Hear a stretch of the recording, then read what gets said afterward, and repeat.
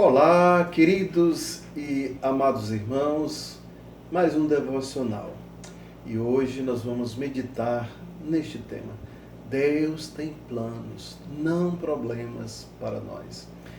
Vamos meditar numa passagem bíblica no livro de Jó, capítulo 42 e o verso 2. Diz assim: Bem sei eu que tudo podes e que nenhum dos teus propósitos pode ser impedido. Nós, os servos de Deus, passamos por situações que parecem totalmente contrárias às promessas de Deus. E nesses momentos, não devemos abrir mão da fé no Deus Todo-Poderoso. Não devemos murmurar nem blasfemar, pois Deus continua no controle da nossa história. Devemos olhar para cima e buscar o socorro do Senhor. Ele reina, Ele controla tudo. Todas as coisas inanimadas, os animais, as pessoas, os anjos, incluindo o próprio Satanás. Não pode suceder nada em todo o universo, a menos que Deus tenha determinado que aconteça. Aqueles que confiam em Deus desta maneira têm grande paz em seus corações. Confiar num Deus soberano dá um sentido de segurança que fortalece a fé. Não é a casualidade, nem o azar, nem um homem, nem Satanás que governa o mundo. É o Deus Todo-Poderoso e para a sua própria e eterna glória. É assim. Nós podemos ver a vida deste homem aqui, Jó. E no primeiro capítulo deste notável livro, nós podemos ver Jó rodeado de tudo quanto podia fazer o mundo agradável aos seus olhos. Ele tinha praticamente todas as coisas. A Bíblia diz em Jó, capítulo 1 e o verso 1, quando eu digo todas as coisas, que traz alegria neste mundo, né? Jó 1 e o versículo 1 diz assim: Havia um homem na terra de Uz, cujo nome era Jó. E este era homem sincero, reto e temente a Deus, e se desviava do mal. Então, era um homem abençoado. Ele tinha uma vida espiritual exemplar, uma vida material abundante, uma vida familiar abençoada. Então nós temos aqui um modelo de homem bastante fora do comum. Um homem sincero, reto, temente a Deus e que se desviava do mal. Além disso, a mão de Deus o protegia em tudo e derramava sobre o seu caminho as mais ricas bênçãos. Jó tinha tudo o que o coração pudesse desejar: filhos, abundância de bens materiais, honra, distinção sobre todos os que o cercavam. Era assim a vida dele. Mas no decorrer do livro, ainda no capítulo 1, nós observamos que Deus permitiu que Satanás estendesse a sua mão sobre as possessões de Jó. Em Jó capítulo 1, verso 12, diz que o Senhor disse a Satanás assim: Eis que tudo quanto ele tem está na tua mão. Somente contra ele não estendas a tua mão. E Satanás saiu da presença do Senhor. E em Jó capítulo 2, verso 6, diz assim que: Eis que ele está na tua mão. Deus falando a Satanás. Porém, guarda a sua vida. Satanás, ele é controlado pelo Deus Todo-Poderoso e só pode ir até onde Deus permite. E nesse momento de provação, ele teve várias perdas. Ele perdeu os bens, perdeu os filhos, ele perdeu a saúde, perdeu os amigos, a quem ele os chama de consoladores molestos, em Jó capítulo 16 e o verso 2.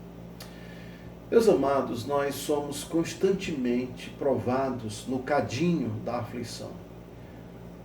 Agora, o propósito dos males que nos sobrevêm certamente é para aperfeiçoar o nosso caráter. Deus tinha um plano na vida de Jó, que para nós humanos é difícil compreender como Jó foi fortemente chacoalhado.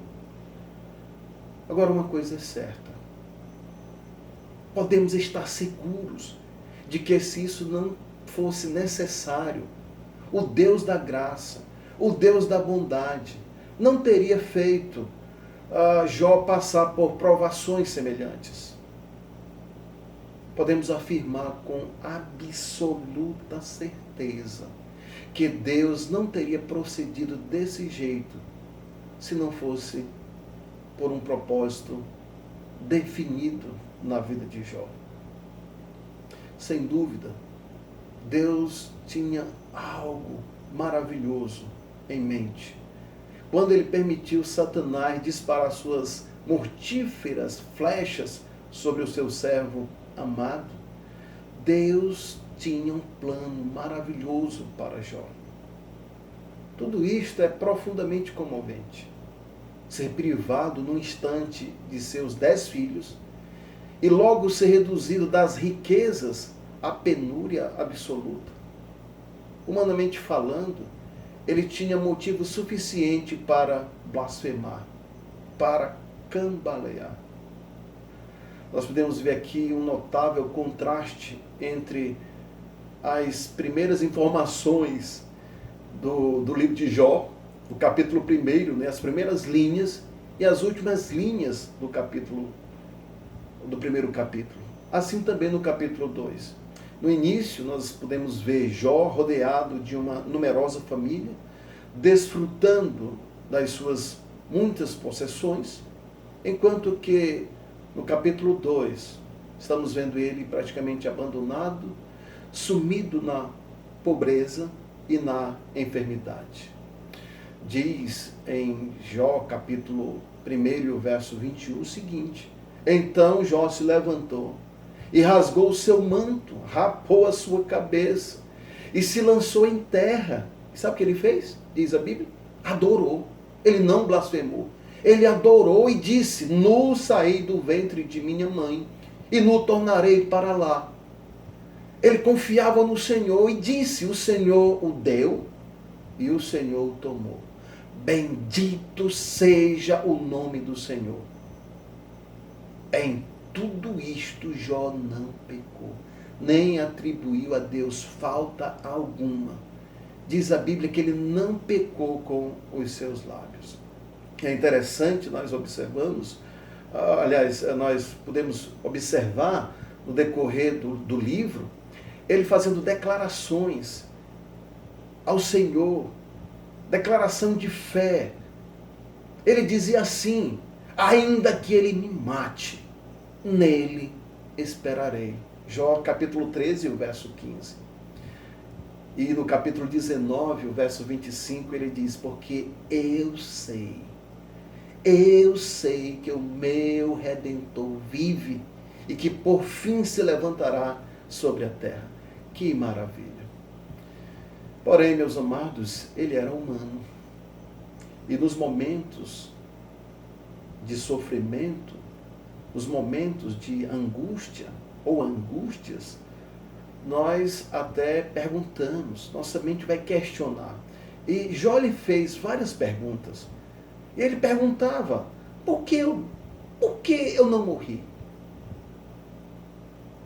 Ainda na madre, por que eu saí do ventre? Por que não expirei? Por que me receberam os joelhos? Por que os peitos para que mamasse? No capítulo 13, o verso 23, ele diz assim: quantas culpas e pecados tenho eu?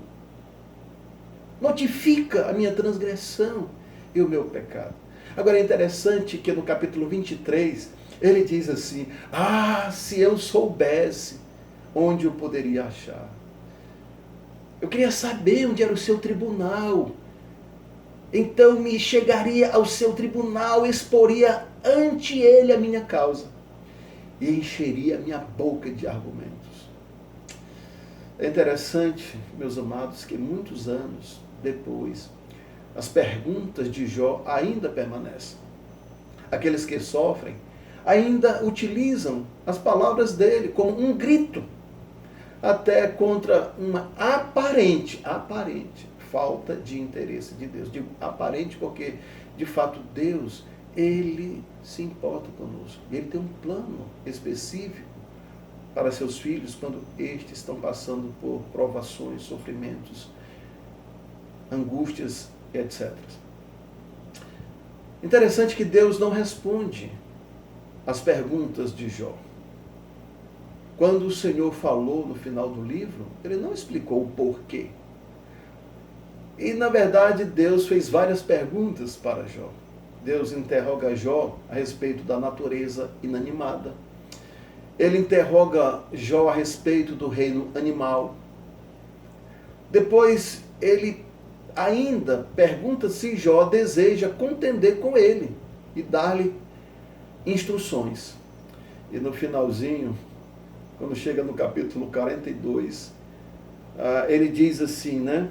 Respondeu Jó ao Senhor, dizendo: bem sei eu que tudo podes e que nenhum dos teus propósitos pode ser impedido. Quem é este que sem conhecimento encobre o conselho?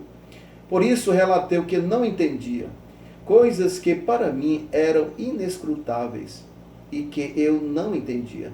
Escuta-me, pois, e eu falarei, eu te perguntarei e tu me ensinarás. Com o ouvir dos meus ouvidos ouvi, mas agora te veem os meus olhos, por isso me abomino e me repondo no pó, e me arrependo, no pó e na cinza. Jó não tem argumentos para Deus. Porém, meus amados, no final da vida, ele foi recompensado. O sofrimento, no propósito de Deus, pode ser redimido ou usado para um bem maior. No caso de Jó, um período de grandes lutas foi usado por Deus para chegar a uma vitória importante, até mesmo cósmica. No capítulo 42, o verso 12, diz assim: e o Senhor abençoou e assim abençoou o Senhor o último estado de Jó, mais do que o primeiro, pois teve 14.000 ovelhas, 6.000 camelos e 1.000 juntas de bois e 1.000 jumentas. Verso 13, também teve 7 filhos e 3 filhas. O grande desígnio de Deus em todas as aflições que sobrevêm ao seu povo é trazê-lo mais perto, mais junto dele mesmo. Meus queridos, Deus está no controle de todas as coisas, principalmente porque Ele é Deus soberano. Ele é sábio e bom em tudo o que faz ou permite que se faça. Sua providência cumprirá todas as suas promessas. Felizes somos quando podemos ver Deus envolvido em tudo que acontece conosco.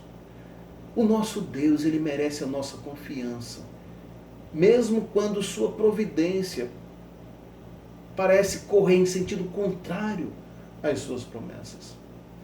A verdadeira fé, ela não olha para as circunstâncias exteriores, mas ela olha para Deus. E Deus permite, meus queridos, que isso aconteça conosco com um propósito. E se Ele permite que um crente fiel e consagrado sofra, Ele tem um propósito sábio em tudo, aliás, em todo o nosso sofrimento. As provações e os sofrimentos, às vezes, que sobrevêm a nós, é para nossa instrução, é para nosso treinamento, nem sempre como castigo. Deus merece a nossa adoração em todo o tempo, mesmo quando não compreendemos o que se passa conosco. Os sofrimentos desta vida são meio para um conhecimento mais profundo de Deus.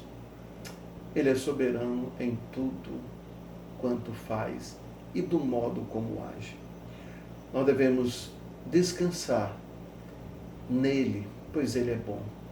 Nós não compreendemos no momento, mas depois, com a sua graça, ou talvez no céu iremos compreender tudo.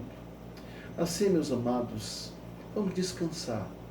Esse sofrimento, esta aflição, ela é leve e momentânea. Como diz o nosso versículo do nosso devocional, o tema dos nossos devocionais. 2 Coríntios 4,17. Porque a nossa leve e momentânea tribulação produz para nós um peso eterno de glória muito excelente. Vamos orar. Nosso Deus, nosso Pai, obrigado por tua graça em nossas vidas. Ajuda-nos, ó Deus, a te amar. Ajuda-nos a adorar o Senhor, mesmo no sofrimento. Tenha compaixão de nós. Abençoa o teu povo. Assim nós oramos no nome do nosso Senhor e Salvador, o Senhor Jesus Cristo. Amém. Até o próximo.